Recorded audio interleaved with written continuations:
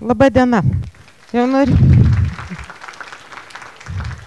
Jau norėjau sakyti labas vakaras, bet man dar tik darbo diena iš tikrųjų prasideda šiandien, tai aš taip savo ramiai.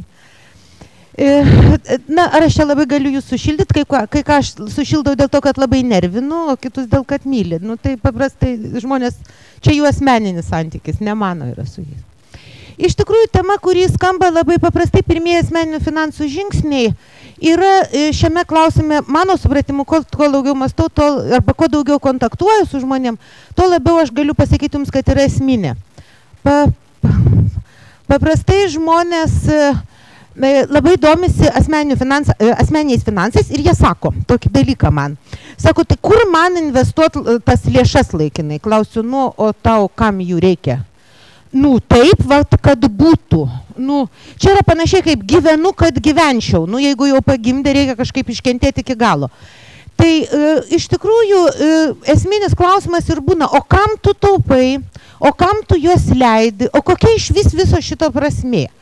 Tai, nežinau, pirmasis knygas apie asmeninius finansus parašiau prieš 15 metų, tada iš manęs labai juokės ir leidykla prašė kokios nors knygos, nu, nes šiaip, sako, tavo knygas skaito, ką nors parašyk.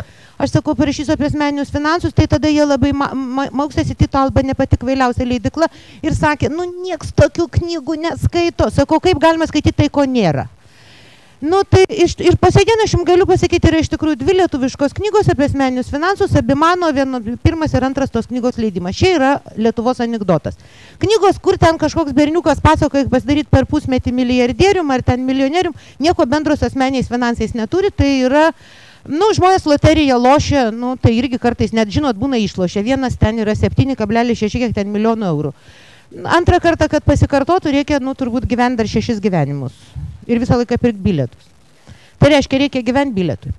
Tai vat, ir tada esminis klausimas, kai vis dėlto tu pradedi galvoti apie tos asmeninius finansus, yra koks tikslas yra. Netgi iki to tikslo, pirmiausia, reikia apsispręsti, kas apskritai yra asmeniniai finansai. Na, visiškai akivaizdu, kad tai yra kažkoks gabalas susietas su ekonomika. Ir patinka ar nepatinka Lietuvos politikams ir visuomeniai, ekonomika neturi atsakymų. Ekonomika turi labai daug klausimų, ekonomika visada yra kultūrinė, visada egzistuoja tam tikroje kultūriniai terpiai, tam tikram mąstymo lauke ir nėra jokių atsakymų, kurie yra teisingi. Jeigu jūs matote ekonomistą, kuris pasako, kad yra taip teisinga, reiškia, arba jis labai prastai išsilavinęs, arba jis jums tiesiog meluoja, arba jis yra politikas. Gali būti ekonomistas politikas, bet čia yra kitas žanras. Tai visada eina kalba apie ką? Kalba eina apie tam tikrus pasirinkimus, kuriuos mes darome. Mes turim tam tikrą kiekį ribotų išteklių. Konkrečių asmeninių finansų atveju mes turim vieną pagrindinį ribotą labai išteklį laiką. Taip, jūs negalite paros ištemti daugiau negu iki 18 valandų. Čia aš asmeninės praktikos jums sakau. Nes kitos valandos tiesiog miegosit, taip, nu, ten 24 ne apie jūs, ten apie šiaip, kad mašina funkcionuotų, taip. Tai reiškia, jūs visiems turit kokią 18 valandų, nu ir jeigu jūs dar turite sveiką protą, tai jūs turbūt suprantat, kad 18 valandų dar reikia valgyti. Sveiko proto žmonės dar šiaip daug visokių pasirinkimų turi, nu ten būna įsimylį, nekenčia, skiriasi, vedasi, nu ten, nežinau, kuo ten jie užsima, viskas jiems ateina į galvą, dainuoja, šoka. Tai reiškia, tų valandų kažkoks kiekis susitraukia. Tada jūs pradedat galvoti, o kur aš investuosiu tas valandas, kurios man neša išteklius. Tada, nu, o išteklius tam, kad aš galėčiau pirkti ir taupyti ir taip toliau. Reiškia, tu turi visą didelį lauką pasirinkimų. Na ir iš tiesų, kas čia dar yra labai įdomu, kad ir čia tikriausiai yra įdomiausia ir sunkiausiai atsakoma ir pats didžiausias iššūkis. Nu, čia jums šeštadienį sekmadienį pagalvoti, jeigu jūs norėsit galvoti. Nu, šiaip dauguma žmonių šiaip nelabai mėgsta galvoti. Tai čia aš net nepiktai tiesiog, tai yra geras apsauginis mechanizmas nuo viso to, kas mūsų supa. Tai iš tikrųjų, tu dar turi ne tik tai pasirinkti ten, vat, ką konkrečių momentų daryti, bet tu dar turi išdėstyti labai sudėtingą žaidimą, ką tas duos ateityje. Ateitis gali būti pakankamai didelė, nu man ačiū Dievui, turbūt jeigu įvertinant šeimos moteris liko koks 30 metų, bet čia daugeliu aš matau liko koks 70. 60, jeigu dar gyvenimo, tai reiškia, jūs turit visą tą numatyti, kad jūs kaip jūs ten funkcionuosit per tą visą pakankamai ilgą laiką. Ir dar tame žaidime, ypač jaunesni, turite numatyti daugybę visokių parametrų. Tai va, turėsiu šeimą, neturėsiu, kokio didumo ta šeima bus, nes nuo to irgi labai priklauso, ką jūs su to darysite. Žodžiu, visi tie pasirinkimai yra, nepaprastai jų laukas yra didelis ir jo suvaldyti nėra taip labai lengva. Tai va, asmeniniai finansai yra apie bandymą tai suvaldyti. Ir natūraliai jūs suprantat, kad yra labai individualizuoti, nes kiekvienas mes kitoks, taip. Kiekvienas turime kitokius tikslus gyvenime ir, galų galia ir periodą turim kitokį. Gal tik Dievas vienoje vietoje padeda, jis niekada nepasako, kada pabaiga, dėl to tu taip visada turi kažkokios tokios laisvės. Nebijau. Ką reikia daryti pirmiausia, kai jau tu vis dėlto supranti, kad žaidimas yra toks neišvengiamas, teks jį žaisti, tada pirmas punktas yra įvertinti, ką turi. Tiesą pasakius, per savo turbūt dabar jau 16 metai ateina, taip, praktiškai 16 metų darbo asmeninių finansų srityje, kada aš rašiau knygas, kada padėdavau draugams, artimiesiems ir ten panašiai. Ir 4 metus aš dirbau, po to, kai knygas parašiau, man pasiūlė dirbti, tada Commercial Union, po to Avivoje asmeninių finansų konsultantų, aš labai, draudimo konsultantų, aš labai entuziastingai sutikau, nes pagalvojau, galiu padaryti gerą darbą žmonėms. Iš tikrųjų, žmonės man padarė gerą darbą. Aš tik tada supratau,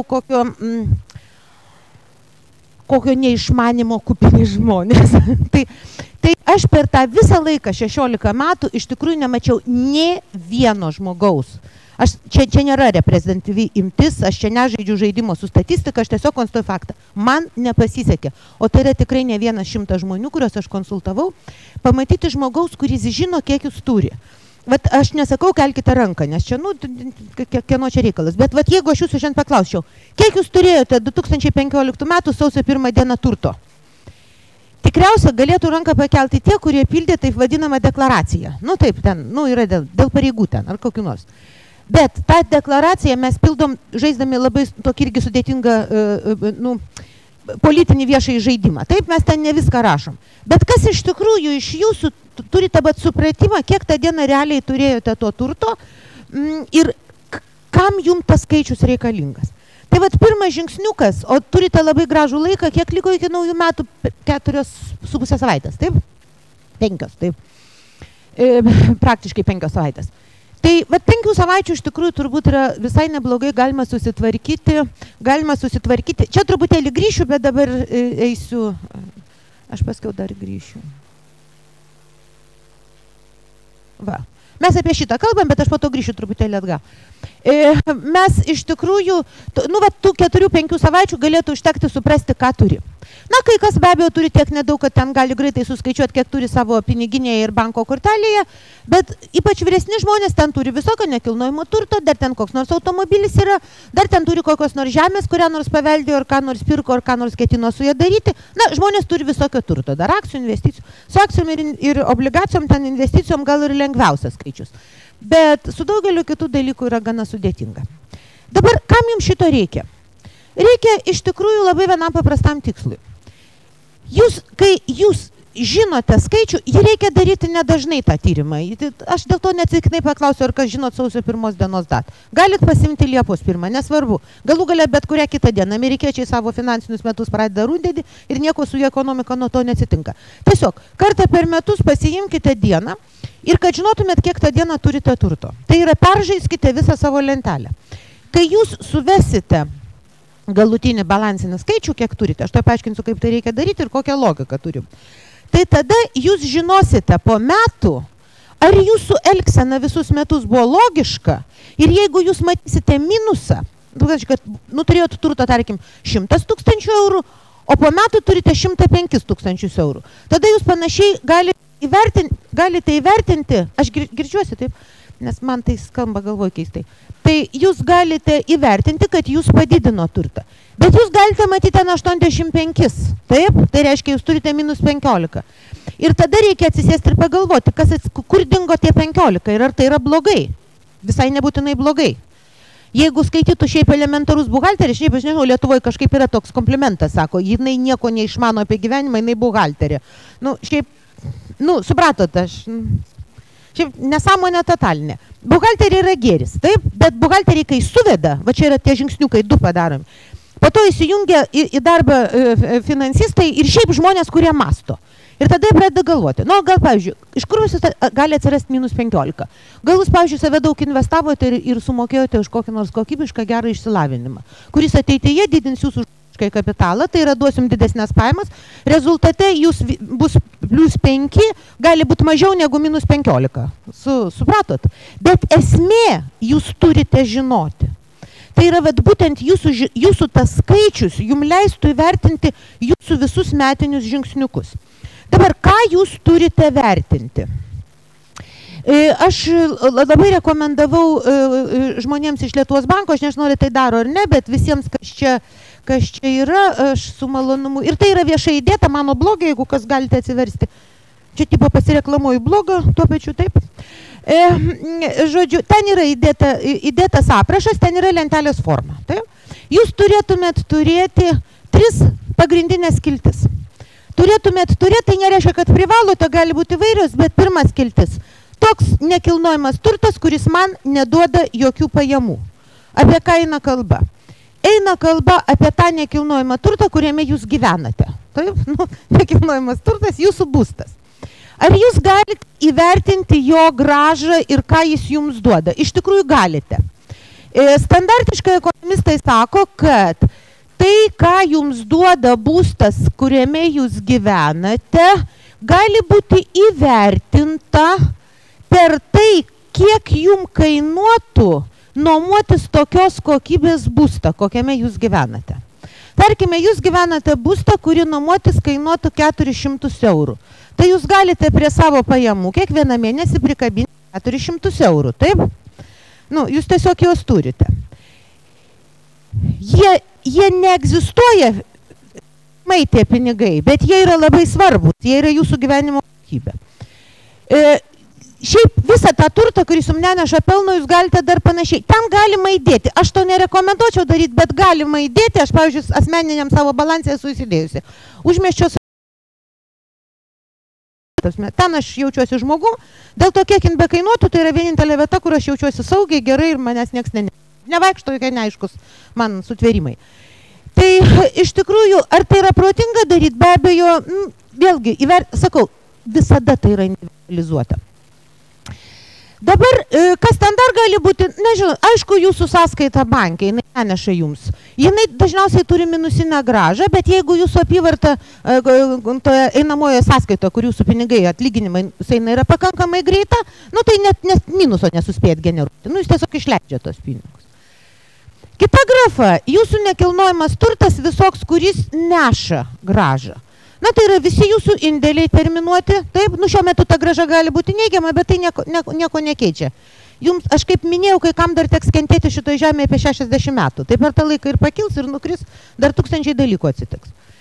Tai reiškia, jūs ten sudedate visą tai, kas yra su skaičiukais. Tai yra, kur galite suskaičiuoti. Ir galiausiai jūs galite įdėti dar vieną skiltį, jūsų įsipareigojimai. Taip? Tiesa, prie to turto, kuris neša grąžą, jūs dar turėtumėt pridėti ir visokias ten paskolas, kai jūs skolinote, paskolas, kai jūs davėte, ar jūs skolinote draugams, sveiko proto žmonės draugams skolina už nulį, tiesa? Aš esu mačiusi vieną istoriją, man pasakojo, aš likau be amo, kad draugui artimam skolina už 10% metų palūkanų. Bet žmonės yra įvairūs ir galų galia čia vėlgi asmeninio sprendimo klausimas. Bet gal skolinate tiesiog, ten dabar atsiranda kažkokių platformų, labai kažkaip gerai skolina. Tai reiškia, jūs visą tą savo turtą suskaičiuojate ir jūs žinote skaičių. Dabar didelė problema yra, ir manęs to dažnai klausia, yra koks. Yra, kad žmonės vis dėlto, tam, kad galėtų realiai įvertinti, ką jie turi žinoti keletą tokių bazinių ekonominių dalykų, kurie susieti su tuo, kaip mes vertinam. Aš dar kartą sakau, ekonomika yra mokslas apie pasirinkimus. Apibrėžimų gali būti daug, bet viena ar kita forma tai susivesi tai. Apie asmeniniai finansai yra mokslas apie jūsų asmeninius pasirinkimus. Ir tada, kada mes darom pasirinkimus, mūsų galvos atlieka visada labai daug judesių, kurių mes net pažįstame, juos reikia mokytis atpažinti. Jeigu mes turėtumėm šiek tiek adekvatų švietimą viduriniai mokykloje, apskritai mokykloje vaikų švietimą, iš savo praktikos galiu pasakyti, šito lengviausia išmokyti vaikus iki 10 metų. Čia panašiai man užimdavo 15 minučių ir jie toliau niekada nedarydavo klaidų. Kai aš šito mokydavau tiem, kurie 16-17, jie jau turi pilnas galvas stereotipų, bet to būna su jais padirbėję matematikos mokytojai. O matematikos mokytojai labai retai išmano matematiką, jie dažniausiai moka tą, kas vadinasi buhalterija, spręsti uždavinius. Dėl to išeina labai daug sudėtingų dalykų. Apie ką eina kalba? Pirmiausia, vienas euras gali būti nelygus 1 eurui. Ten pas mane litai parašyti. Todėl, kad yra daiktai, kurie mums svarbus ir kurie nesvarbus. Ir mūsų galva jos iš karto automatiškai sujungia.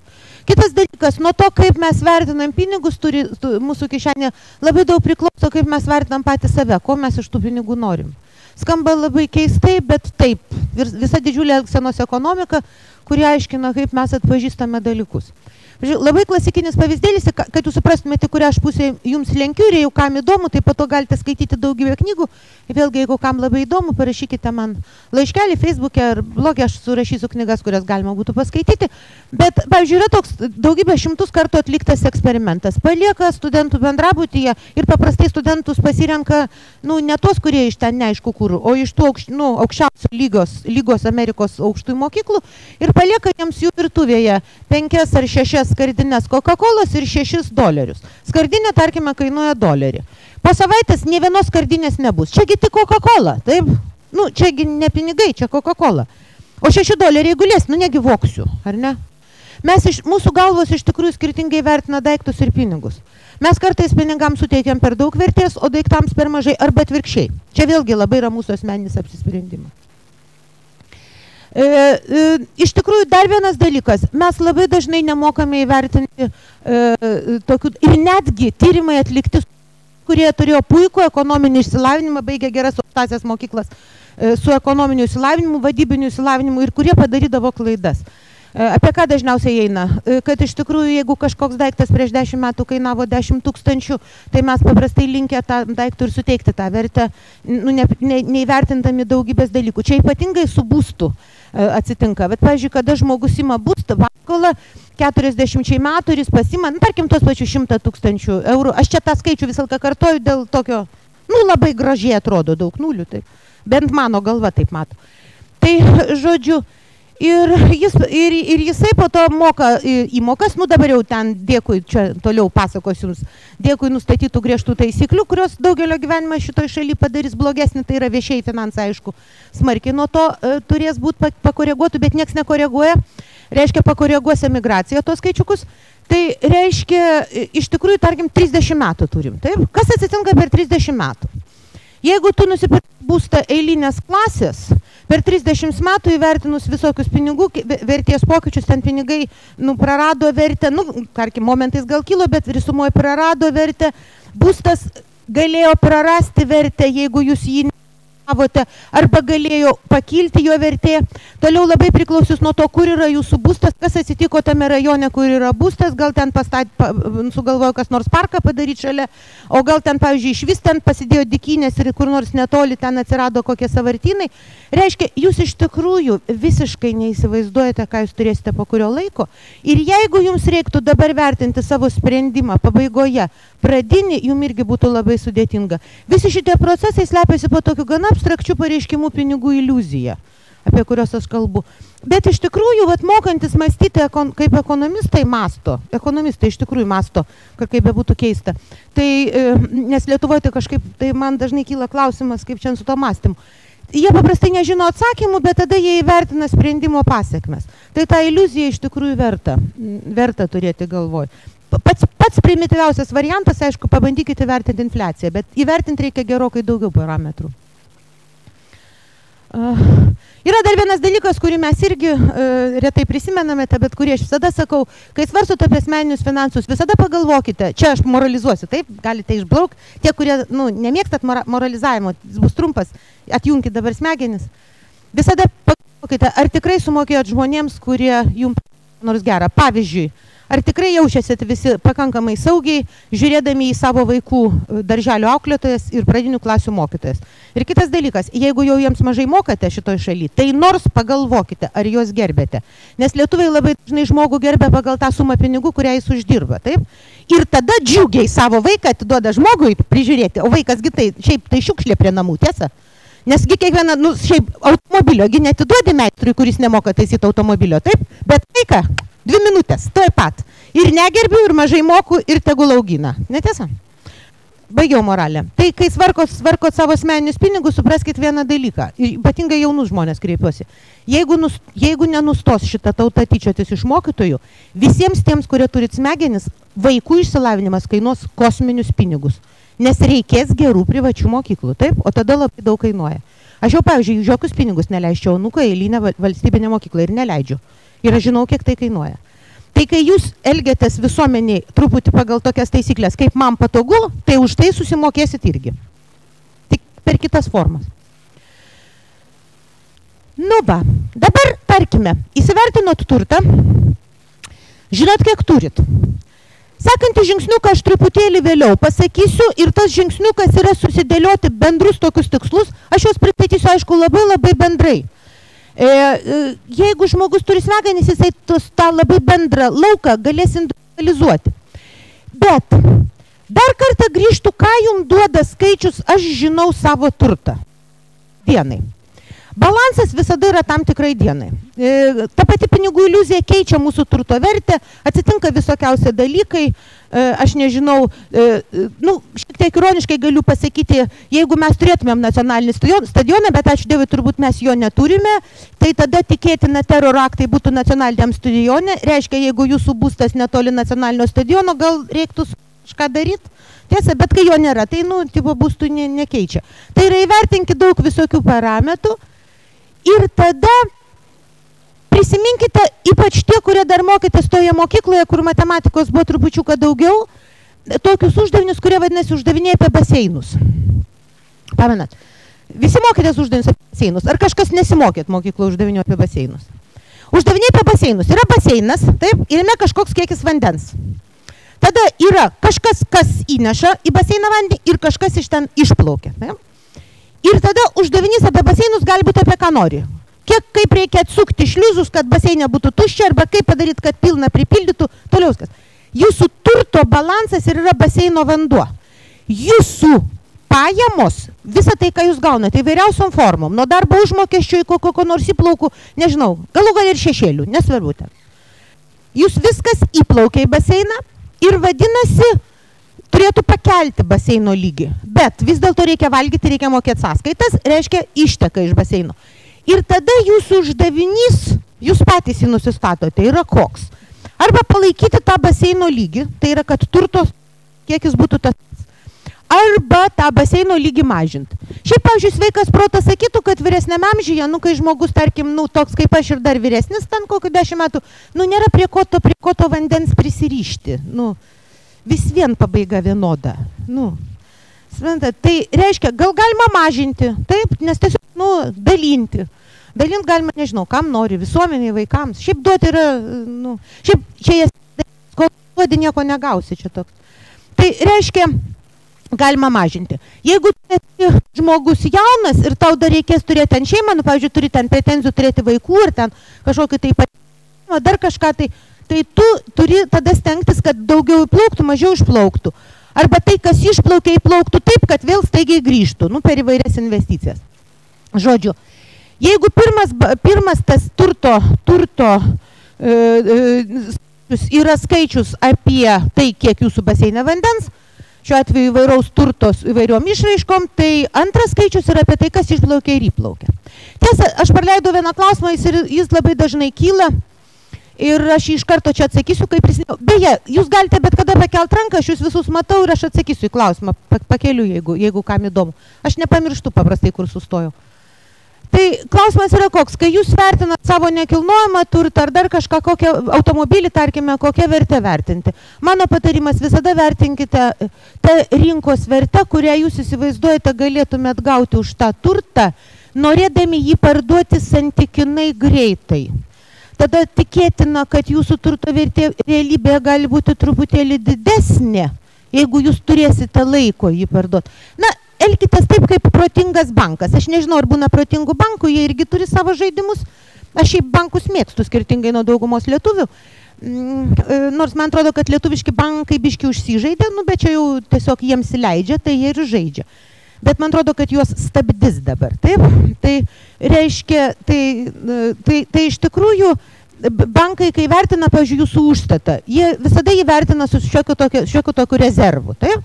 Reiškia, ir savo turtą vertinkit su šiokiu tokiu rezervu. Nu, tarkime, jeigu įsivaizduojate, kad jūsų būto vertė yra 200 000 eurų, tai gal pasirašykite, matote, kad panašiai tiek rinkoje dabar galėtumėte tikėtis, gal užsirašykite 190. Po to gauti 210 bus labai malonu, taip, netikėtai pinigai įplaukia. Bet blogiau bus, jeigu jūs rašėte 200 ir gausite 185, taip, jums tiesiog gali balansai. Tai vat, dabar grįžtu toliau. Ir tada jūs, kai turite turto balansą, jūs iš tikrųjų, tada jūs jau galite žaisti su pinigų srautais. Tai, ką aš pasakoju apie tuos kanalus, kur įteka į baseiną ir išteka, ir yra pinigų srautai. Taip, tas profesionaliai dalykas vadinasi. Vat, tie žmonės, kurie mėgsta tvarkyti savo asmeninius finansus, tokių yra, pinigų srautus jau kartais daro. Tokių žmonių mačiau. Taip, jie paprastai neaišku, kokiu tikslu tai daro, bet jie susirašo kiekvieną 200 gramų sviesto, kurį įsigijo tokią ir tokią metų dieną. Šiais laikais, kai yra kompiuteriai, labai įdomu, kaip dažnai perku sviestą. Taip, seniau tai iš vis būdavo absurdo pavyzdys, storos knygos, kur prirašyta, kada ką pirko. Yra net žymių žmonių tokios knygos suvestos. Tai kartais labai įdomu šit, ką ten valgė. Kokios prasmės ekonominės tie sprendimai mažai turi. Tai kaip padaryti, kad šitie dalykai būtų su ekonominė prasme? Iš tikrųjų, reikia žinot, kas įplaukia. Reikia vis dėlto bandyti susekti, kas tau duoda daugiausia grąžos. Skirtingai nuo standartinių knygų aš galiu pasakyti, kad na, aš nežinau kaip jūs, bet man tai moka tik už tos darbus, kurie yra visiškai beprasmiški. Už tos darbus, kurie tikrai turi didelę prasmę, man praktiškai niekada šitoj šaly nemokėjo. Taip? Aš dabar už pasistaipimą televizijos ekrane gaunu daugiau negu už šiuolaikinės ekonominės minties kurso skaitimą studentam universitete. Kukliai pasakius anekdotas. Taip? Nu, bet kol tauta taip į viską žiūri, tai taip vat ir bus. Taip? Tai iš tikrųjų, tada jūs galite daryti taip. Jūs vis dėlto galite savo nuspręsti, kad pinigai tam tikrų momentų gyvenime iš tikrųjų gali būti labai svarbus ir jūs atsisakote tam tikrų dalykų, kurie jūs padaro jumis. Ta prasme, jūs nedarote to, ko labai norite, bet pasižiūrite, tos grafos jums duoda lengviausiai didžiausią grąžą piniginę. Toks būtų turbūt standartinis patarimas. Mano patarimas jis yra truputį klampesnis. Paprastai už pasirinkimą uždirbti daugiau pinigų mes galime sumokėti labai daug kitaip. Tai tų pačių pinigų. Pavyzdžiui, prarasta sveikata arba prarasti vaikai. Tai vis dėlto, prarasti vaikai, jiems nebuvo skirta pakankamai laiko. Tai iš tikrųjų, aš manyčiau, kad tos dalykus reiktų balansuoti savo galvoj. Jeigu tu visą laiką suorientuosi save, kad čia turi būti didesnis skirsnis, gali būti problemų. Bet gal ir negali. Ta prasme, čia jūsų pasirinkimas. Garantuotai tie, kurie sutiksite žaisti šitą žaidimą, vieną dalyką garantuotai, po kokių 2 metų apie save labai daug žinosite. Tiesiog. Kodėl jūs tai darote, vienus ar kitus dalykus? Kitas skiltis yra išlaidos. Na, aš čia tiesiog surašiau išlaidas truputėlį stichiškai. Kodėl aš tai padariau? Aš be abejo žinau struktūrą ir man atrodo netgi ir toliau esu ją čia surašiusi. Iš tikrųjų visas išlaidas standartiškai siūloma suskirstyti į 3 didelės grupės. Būtinos, būtinos privalomos arba visą laiką pasikartojančios, maistas, komunaliniai ir taip toliau. Būtinos, kurios vienkartinės. Tarkime, turite automobilį, automatiškai turit kartą per metus nusipirkti civilinę atsakomybę ten vairuotojo. Taip, žodžiu, va tokių visokių. Ar ten apdraust, turit būstą, jį reikia apdraust kartą per metus. Turit gyvybę, pageidautiną draust. Dar kažką. Ir nebūtinas išlaidas. Nebūtinas paprastai prirašo visokių tokių dalykų, kaip antai rūbai, ten dar kažkas. Iš tikrųjų, iš savo asmeninės patirties ir iš patirties bandymų stebėti svetimus balansus, keletą esu bandžiusi tvarkyti. Aš jums galiu pasakyti, toks labai abstraktus suskirstimas, jis gali būti nelabai vaisingas, jeigu jūs iš tikrųjų norite pasiekti kažkokį rezultatą. Kodėl? Galiu irgi atsakyti iš nuosavos praktikos. Vėlgi labai viskas priklauso nuo to, apie ką kalbėsiu toliau, nuo jūsų tikslo. Nes, pavyzdžiui, kaip nustatyti, kas yra būtinos, kas yra nebūtinos. būtinos išlaidos skirtos maistui gali būti nepaprastai staigiai sumažintos, jeigu perinat į maisto produktus, kurie yra sveikesni. 100% garantuoju. Ir ypač jeigu perinat, ir ypatingai kreipiuosi į tos, kurių pajamos trupučiuką didesnės už vidurkį, jeigu perinat į kokybiškus maisto produktus, ne iš ekologinių parduotuvių, nes Lietuvoje nėra tiek ekologinių ūkių, kiek pardavinėja tose parduotuvėse produktų. Aš tiesiog informuoju jūs apie ES tyrimo rezultatus. Tiesiog jie padarė tyrimą, jie niekaip nesupranta, iš kur mes tiek turime ekologinių produktų, kurių nėra. Nėra iš kur atvežta. Iš užsienio atvežti negalima, net tos kainos būtų. Lietuviškas verslas. Bet jeigu tiesiog perėsit į kokybiškus produktus ir nevalgysit bet kur bet ko, tai ar čia verta tai žaisti? Aš nežinau, sako, kad įdomu. Bet yra šiaip vadinamos nebūtinos išlaidos, pavyzdžiui. Ar būtinos išlaidos yra knygos? Aš ne vienoje asmeninių finansų knygoje nesu mačiusi, knygoje kur nors parašytoje, aš jų perskaičiau klaikų kiekį ir namuose daug turiu, nesu mačiusi įvertinimo, kad tai būtų priskirta būtinom išlaidom. Bet aš žinau kitą tyrimą. Šeimos, kuriuose nėra minimum 30 knygų, protingų, ne žurnalas žmonės, šiaip myliu žmonės, žino. Bet, nes, tiesiog kaip aš žinočiau, kaip gyvena žmonės. Taip, bet iš tikrųjų, jeigu nėra 30 namuose knygų, tikėtina, kad vaiko išsilavinimas ten automatiškai tiesiog pagal tam tikras, aš į statistiką irgi žiūriu, aš dėstau ekonometrinės analizės katedrai, aš žinau, kas yra ekonometrija, suprantat, tai yra patvarkytas pasaulis. Bet logiškai jūs iš karto gausite blogesnį išsilavinimo lygį. Tai reiškia, ar priskirti, pavyzdžiui, knygą perkamą vaikui prie privalomų išlaidų? Mano supratimu, tai absoliučiai būtina išlaida. Geriau valgykite juodą duoną, bet vaikas turi turėti knygą. Jeigu jūs nori turėti vaiką gale, suprantat? Bet jūs galite užsiauginti ką nors kitą, gal jūs turite tokį tikslą. Taip pat, žodžiu, man tas skirstimas, jis yra labai ekonomizuotas. O kadangi jis yra labai ekonomizuotas, aš jums jį pateikiu. Būtinos įstovios, būtinos vienkartinės, nebūtinos. Gali taip susiskirstyti. Bet tada viduj ilgai mąstykit. Šiaip, iš asmeninės patirties, panašiai 12 metų vedžiau balansus, galiu jums pasakyti, dabar mečiau, nusibodo. Čia, žinokit, tai laikas. Ta prasme, tai yra laikas, jam reikia, tai yra užsiėmimas. Net jeigu jums šitą padeda daryti jūsų kompiuteris, iš tikrųjų, labai padeda, yra daug programų gerų, bet iš tikrųjų logika yra kokia. Sunkiausia susiskirsti savo išlaidas. Taip, kad liktų viskam, kam reikia ir dar būtų galima sutaupyti, bet žodžiu, va čia ir yra įdomiausia darbo dalis.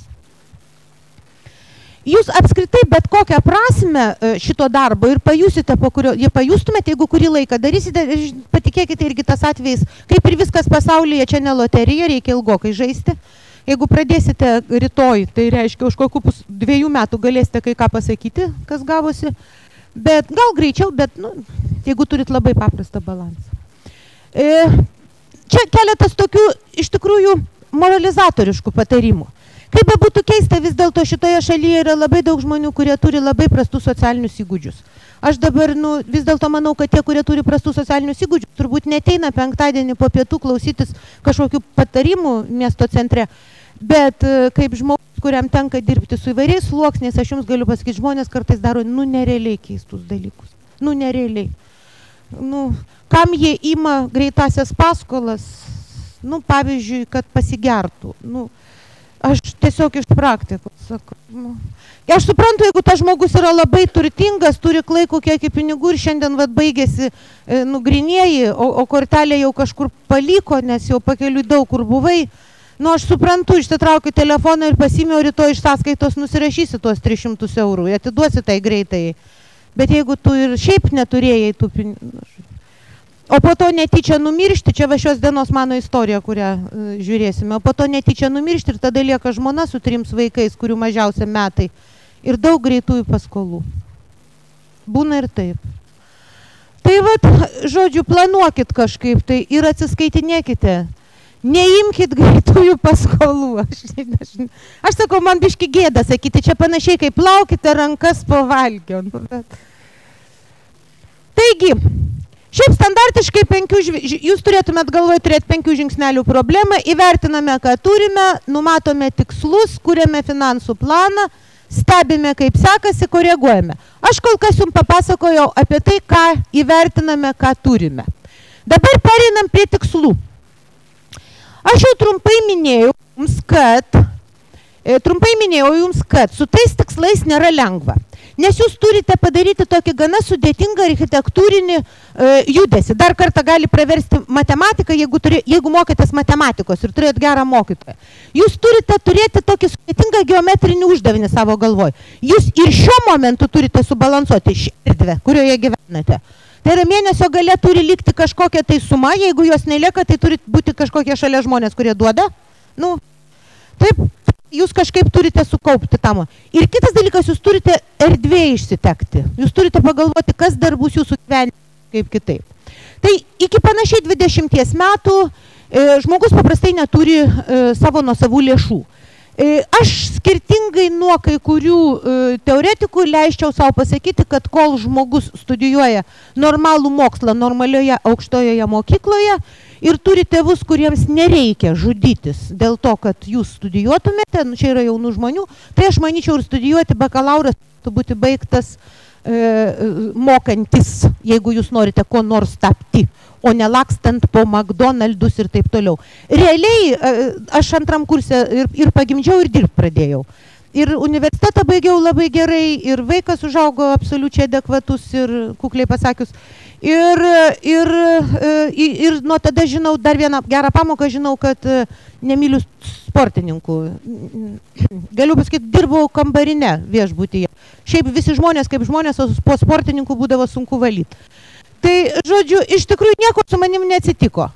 Bet ar aš siūlyčiau tokį variantą šiaip normaliai? Manyčiau nelabai. Čia reiškia, tu 5 keliesi, reikia turėti dar tokią charakterį kaip mano. Ne taip dažnai pasitaiko. Geriau gyvenkit normalų gyvenimą. Tai, žodžiu, jeigu jūsų tėvai gali jūs išlaikyti kokių 23, tai, be ypatingų. Na, aišku, jeigu jūs matote, ten mama nevalgių sėdi, o jūs mokotės, nu gal ir per sunku pasidarys sveiko proto žmogų. Kada jūs jau ten 20-24 jūs baigėte aukštąjį mokslą, bet aišku, normalų aukštąjį mokslą. Jeigu jūs šiaip diplomui perkat, tai aišku, dirbkit. Nu, čia. Nes kai perki diplomą, reikia susimokėti. O po to tada jūs pradeda daryti ką? Jūs iš tikrųjų tada ir turite pradėti žaisti tą sudėtingą žaidimą. Iki to laiko yra labai gerai, jeigu jūs išmokstate iki to momento, kol gaunat pirmus atlyginimus, jeigu jūs išmokstate to ekonominio mąstymo. Iš tikrųjų, kadangi čia sėdi daug tokių žmonių, kurie gal dar neturi vaikų, bet jos tikiuosi turės, pareikalaukite, kad vidurinė mokykla mokytų vaiką socialinių įgūdžių.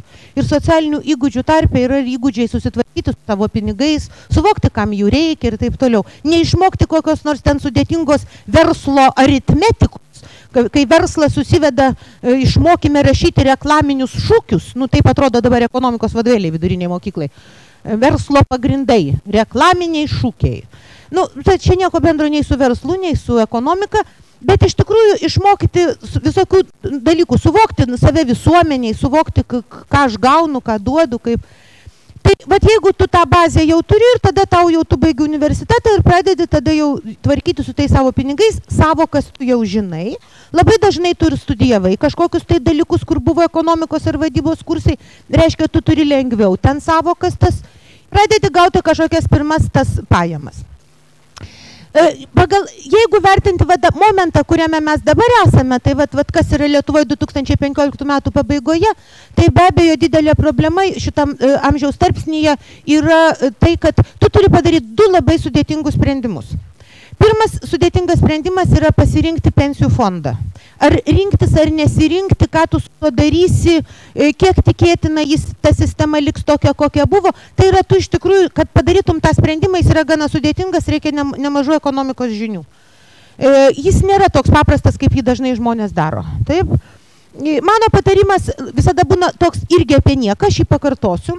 Jeigu jūs esate jaunas, ambicingas, ypatingai jeigu jūs esate vyras, turite įsitikinimą ir turite potencialo iš tikrųjų visą gyvenimą gerai dirbti ir daug užsidirbti, pasimkite tą antrą pakopą, taip? Aš nežinau, ar išliks ta pakopa po 20 metų, bet nes,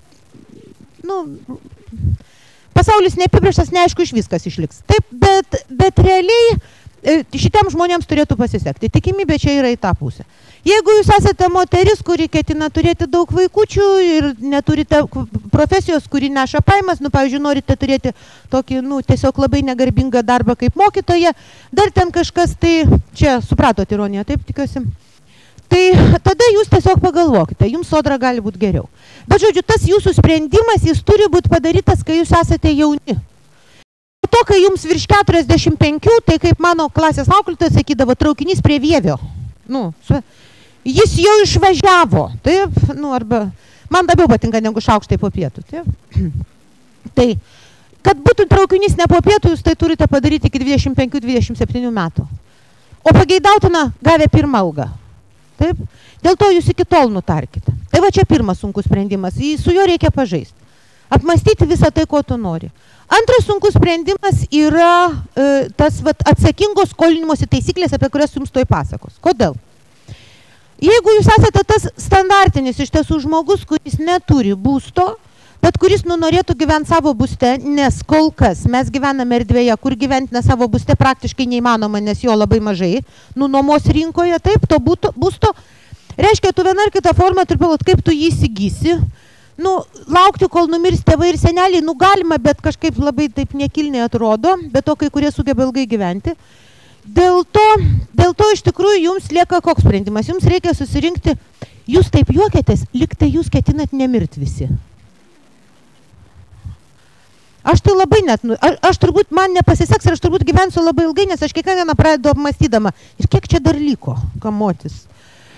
Tai, nes iš tikrųjų labai kažkaip rimtai, taip, esu išmokyta į mirtį žiūrėti. Nemačiau nei vieno nemirusio. Tai vienas vienintelis turbūt dalykas, kurį tiksliai žinau, numirsiu. Tai vat, iš tikrųjų, jūs, bet tikėtina, jums tas žaidimas pasireikš kuo. Jums reikia surinkti tą pirmą įmoką. Ta pirma įmoka yra netokia maža. Jūs turite surinkti, tai yra panašiai kažkas nesenai skaičiavo, kad jeigu jūs gaunat vidutinę algą, tam gali tekti 10 metų turėti. Tarkime, jeigu jūs esate duravų, gaunat po vidutinę, gal jums užteks tada kokių 7, biški didesnį būstą imsi, tai reiškia biški didesnis pradinį. Tai yra pakankamai daug. Skolintis iš tėvų, aš žinau žaidimą. Ji tarp kitko man pasakė bankė, mano akis buvo apvalos. Kai jau mano sūnus ėmė būsto paskolą, tai aš ten paskambinau, sakau, tai man sako, tai kokios problemos, sako, tegul jie pasima pas mus vartojamąją, o tada, žino turbūt taip, o tada, čia Lietuvos banko žmogus, kuris jums tai papasakos apie atsakingą skolinimąsi, o aš papasakosiu, kaip būna iš tikrųjų. Tu savo pasim pas mus vartojamąją, geriau ne sūnaus vardu savo, ir tada tu permėsi jam į sąskaitą, ir tada jis permėsi tą, ir tada bus pradinis įnašas. Jo. Supratot. Žodžiu, tuo metu aš netyčia prisiminiau, kad aš daug metų už sūnų mokėjau investicinį gyvybės draudimą ir kur buvo iš tiesų tuo metu ta suma, kurios ir reikėjo. Bet ne visada tėvai sužaidžia tą žaidimą, taip tarp kitko irgi variantas. Jeigu jūs 18 metų apsidraudžiate ir jūsų tėvai gali jūs apdrausti, labai jauni. Galite net, man atrodo, nuo 12 metų investicinį draudimą pasirinkti ir jūs mokat nedidelės įmokas. Arba, pavyzdžiui, kaip sako studento ten tas draudimas, mokslams tai nereikia tų pinigų. Jeigu jau reikia ten už jūsų mokslą mokėti, tai ten gal nereikia ir mokytis. Bet realiai jūs tiesiog galite per ilgą laiką tos pinigus sukaupti. Bet jeigu jūs pradėsite tiesiog kaupti juos, kada pradeda dirbti, iš tiesų laikas labai ilgas pasidaro. Žodžiu, tas sprendimas, kaip gausiu būstą, jis gali būti gan sudėtingas. Nes iš tiesų aš sutinku su tuo gražiu žodžiu, kad yra atsakingas skolinimasis. Bet atsakingas skolinimas, jis kiekvienam žmogui virsta kokią nors didelę problemą. Dėl to aš tiesa jauniems žmonėms labai rekomenduoju. Pareikalaukite, kai bus Seimo rinkimai, Seimo nariai, kurie eina, kad paklauskite jų, kodėl žmonės iki 2009 metų paėmė paskolas yra privilegijuoti, nes jiems kompensuoja, taip, lengvatą. O po to jau visi pasidarė turtingi, jiems nebekompensuoja. Tai yra tiesiog nesąžiningai žaidžiama mokesčių lengvatomis. Vieni turi mokesčių lengvatą už tą patį, o kiti ne. Tai vat iš tikrųjų tie jūsų du didėjai sprendimai tą 10-metį nuo 20 iki 30. Nuo 30 jūs jau tikėtina kažkokiu tai būdu jau į tą būstą pradedat kraustytis arba įsikraustot, bet tada atsiranda kitas iššūkis, kuris vadinasi vaikai. Vaikai yra, brangus malonumas. Tie, kas neturi, aš jūs informuoju, labai brangus malonumas. Iš asmeninės praktikos, turiu galvoj, jie mano laikais kažkaip kitaip tie vaikai augo, aš net neironizuoju, ten tiesiog buvo kitokia sistema kažkokia tai, kitos problemos, buvo labai daug problemų, buvo kitos tiesiog. Bet dabar problemos yra kokios, iš tiesų tai dažniausiai yra sudėtingas finansinis dalykas ir vien todėl, kad kadangi jau taip sugebėjom nustekent švietimo sistemą, kad praktiškai vaiką, rimtai žiūrinti vaiką, tu negali jį pamesti bet kur, taip, tiesiog pasaugoti. Čia, atsiprašau, ne katė, ne šuniukas. Aš, pavyzdžiui, vaiko pasaugoti niekam neduočiau, nes čia, suprantat. Tada iš karto įsijungia mechanizmai. Ar vien to užtenka, kad tu turi daug pinigų ir gali susimokėti? Ne, neužtenka. Yra baisių privačių darželių. Yra labai gerų valstybinių. Jums tiesiog įsijungia labai daug laiko parametrų. Bet, žodžiu, be viso to, vaikui reikia knygų, jos brangios. Vaikui reikia išsilavinimo, jis brangus. Kad vaikas turėtų, kad būtų galima susekti, ką tas vaikas gali, jūs turite padaryti labai daug judesių, daug visokių būrelių, daug visokių variantų. Dar baisiau, jūs turite vaiką ir jums labai reikia pinigų, bet jeigu jūs norite turėti vaiką, jums reikia laiko vaikui. O čia yra sunkiausias dalykas. Ir jūsų laiko vaikui, čia ypatingai vyrišką pusę kreipiuosi, niekas niekada jokiom auklėm nepakeis. Reiškia, jūs iš karto gaunate dar vieną problemą, kad jūs turite jau tiek uždirbti, kad vis dėlto turėti ir laiko tam vaikui. Bet ir savo laiko reikia. Taip, jeigu jūs norite būti mama ir tėtis, tai ir turite laiką tik darbui ir vaikui, tai visiems labai blogai. Nes žmogus dar ir savim turi rūpintis. Nes, šiaip, jeigu tu esi niekas, tai ką tu tam vaikui duosi per tą laiką, kol tu su to vaiku esi. Tai iš tikrųjų čia yra sudėtinga. Taip? Ir iš tikrųjų pasidaro situacija, kad va šitą 10-metį, kuris standartiškai yra paprastai pateikiamas standartinėse knygose, paprastai tokiose, kur rašo, kad gaut pinigų. Tai paprastai paaiškina, va čia dabar kaupsi ten, tie visi milijonieriai, tai čia va pradėsi žaisti tą žaidimą, kur visos kreivės auga eksponentiškai. Čia toks berniukas po to ateis nerealiai gerai praeitą kartą pasakojo. Bus šį kartą, taip? Būtinai išlaukite. Aš savo gyvenime tokių gerų pranešimų mažai girdėjau. Čia 3 pagal numerį turėtų. Tai iš tikrųjų, jis va tokias eksponentinis augimas, jo nėra gamtoj. Jis tik tai būna grafikose, kai ateina pas jūs kokie konsultantai, sakyt, atiduok man savo pinigus, va šitaip augs. Aš tai visą laiką klausiu, o negalėtų taip? Tai tiesa, jeigu toks konsultantas pasitaiko, iš karto sakyk, eik, greitis čia, eik, pasijuokit, kiek reikia ir po to išvarykit. Nes normaliai viskas auga taip. Taip, va čia juosta, geriausiu atveju va taip bus. Tai reiškia, jūs tą 10-metį, kurį jums orientuoja į investicijas, jūs iš tiesų prarasite, jeigu jūs turite tikslą turėti normalių vaikų. Normalių tai yra išsilavinusių, įdomių.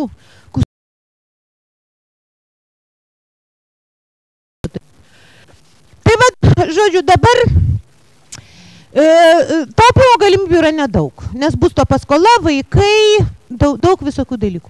465 tai yra tas momentas, kai jūs jau turite, tas pensijas jau pasidarėte, kai jums buvo 25, tada jūs ką padarėte, tada jūs ten nusipirkote būstą, kažkaip jį ten išsimokote iki to laiko, reikėtų taip daryti, kad iki 55 išsimokėt.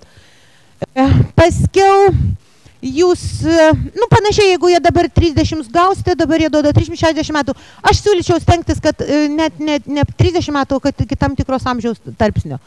Po to per tam žaidime jūs gal dar peržaisite tą būstą, ta prasme, dėl galimybės galėsit vieną parduot, kitą čia. Na ir tada jūs, iš tiesų galbūt verta truputėlį ir kažkokį daugiau skirti taupimui, bet kad sulaukti pensijos. O pensija yra tai, kad laikas atiduoti. Šiaip lietuviai turi nesusvietinai didelės lietuvių pensininkai lėšas bankuose. Taip iš tikrųjų atima darbo vietas iš savo vaikų ir dar visą laiką fone rauda. Ten, aš esu žinoma, kaip pensininkų nekentėja, tai man jau kaip tai nėra ką prarast, tai pasakysiu tiesą. Pagrindinė problema yra, kad vis dėlto dalis tų pensininkų iš tikrųjų gyvena labai sunkiai, nelabai didelė dalis. sunkiausiai Lietuvoje gyvena paaugliai vaikai. Čia tarp kitko irgi apie tą patį finansinį planavimą. Labai dažnai, kai vaikas pasiekia paauglystę, tėvelių jau būna nusibodę žaisti tą žaidimą. Tada lieka viena mama su tais vaikeliais, ta viena mama neištempia ir tas paaugliukas iš tiesų gyvena gyvenimą, kuris yra sunkus. Kas paskiau su juo bus, čia jau kitas klausimas. Labai jau priklausys nuo daugelio dalykų. Deja, čia kalbu graudžiai, bet faktus. Tai reiškia, iš tikrųjų pensija turėtų būti momentas, kai jūs atidavinėjate. Čia, aišku, lieka viena problema. Būtų labai lengva susiplanuoti, kaip viską gražiai subalansuoti iki nulio, bet niekas nepasako, kada ateis ta diena. Tai vat iš tikrųjų tokie yra dalykai. Dabar, ten jums dar prirašiau visokių dalykų. Aš nežinau, ar jie naudingi, ar nenaudingi. Yra apie skolas, bet šitie dalykai, kuriuos aš čia kalbėjau, yra tai, kas yra pradžia ir yra logika. Nu, jūs ten viską turite, taip, jums ten visko pridalino. Logika yra labai paprasta. Visada svarbiausia žinoti, o kam tu tai darai. Nedaryti, o galvoti, o kam darau ir ko tikiuosi iš viso šito. Jeigu turite manęs ko paklausti, aš su malonumu atsakysim. Matot, kaip viską paaiškinau. Neįtikim. Turime klausimą. Prašau. Jūs minėjot. Aš pakartosiu klausimą.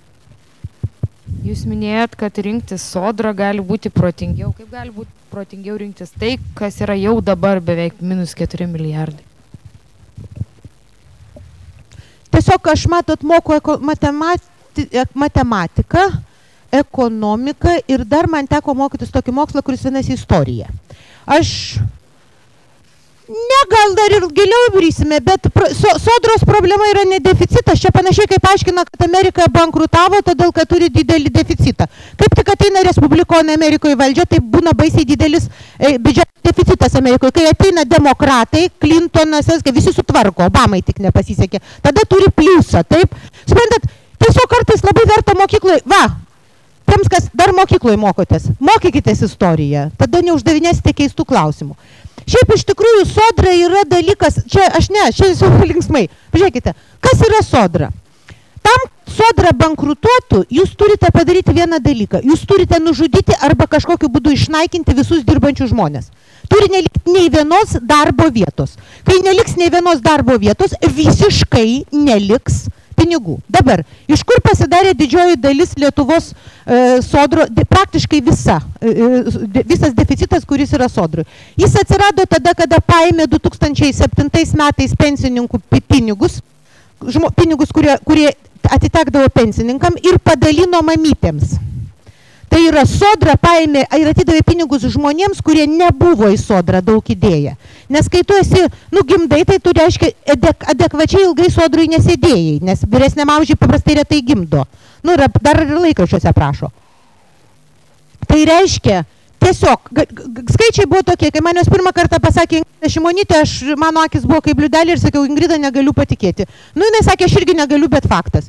2009 metais mes visom pensijom išmokėjom panašiai 8,5 milijardo, tai sudat pensininkų mes turime apie 850 tūkstančių. Ten aš čia šiuo atveju skaičius taip, aišku, labai valinu. Mamytėm sumokėjom 1,9 milijardo. Mamyčių mažai. Suprantat, o ten dar demografinės linktis, jos praktiškai ilgus atidėjinėjusius gimdymus mamos, po to gimdė vėliau. Žodžiu, po sodrą paslėpta tiek visokių dalykų, kad yra labai pigi propaganda aiškinti, kad nesusijunkite su sodra, todėl kad jinai mirs.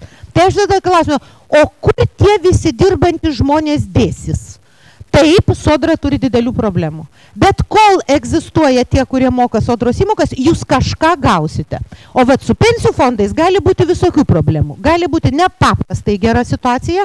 Pavyzdžiui, jums pasiseka išeiti į pensiją tuo metu, kai visos kainos, akcijos rinkos kyla. Ir aš tikrai su vienu lietuviu amerikiečiu kalbėjusi, kuris išėjo 99 ar 8 į pensiją ir sakė, mes su žmona, jie visą gyvenimą sako, mes sunkiai dirbom, buvo parasti žmonės, mes nuėjom ir padavė, o ten buvo $1,000,000. Jis man taip, jis tiesiog išėjo gerų momentų. O kaip tas pensininkas būtų pasijutęs išėjęs 2008? Tai suprantat, jūs arba atiduodat savo žaidimą į tokį santykinai kuklų lygį, taip? Ir aš ir sakau, jeigu jūs pasirenkat gyvenimą ramų, ne vienoj pasaulio šaly mokytojams daug nemoka. Tiesiog yra sveiko proto šalis, nedaug moka ir labai gerbė. Ir dėkoja už tai, kad pasiaukojo. Taip? Nusilenkia ir sako. Ir tada žmogus, jis jaučiasi gerbiamas. Lietuva nori ir mažai mokėti ir negerbti. Tada gauna tai, ką gauna. Tavo vaiką prižiūri kokią nors šiukšlę, kabutėse. Aš čia kabutę šiukšlės dedu, todėl kad, bet anksčiau ir vėliau praktiškai ten, kokybė smunka to reikalo. Tai iš tikrųjų sodra yra vienas žaidimas ir jis geras tam tikrose situacijose. Privatus fondai yra kitas geras žaidimas, bet vėlgi labai daug niuansų. Kaip žinoti, kada išeisi į tą pensiją? Aš žinau, kad į pensiją turi išeiti, jeigu niekas nepasikeis. Ir sodra, ir privatus pensijos fondai yra politiniai sprendimai. Čia yra visiškas lietuvių mitas apie tai, kad egzistuoja ekonomika atsieta nuo politikos. Čia šitą bandė įkalti galvas ketvirtį amžiaus, neįmanoma įkalti.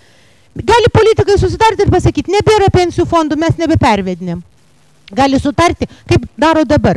Turtingesnių žmonių naudai paima iš neturtingesnių ir perveda. Aš tiesą pasakius, nuoširdžiai pasakysiu, naudojuosi tuo, taip. Primoku tą 1% ir dar vargšiai man primeta tuos 2,5%.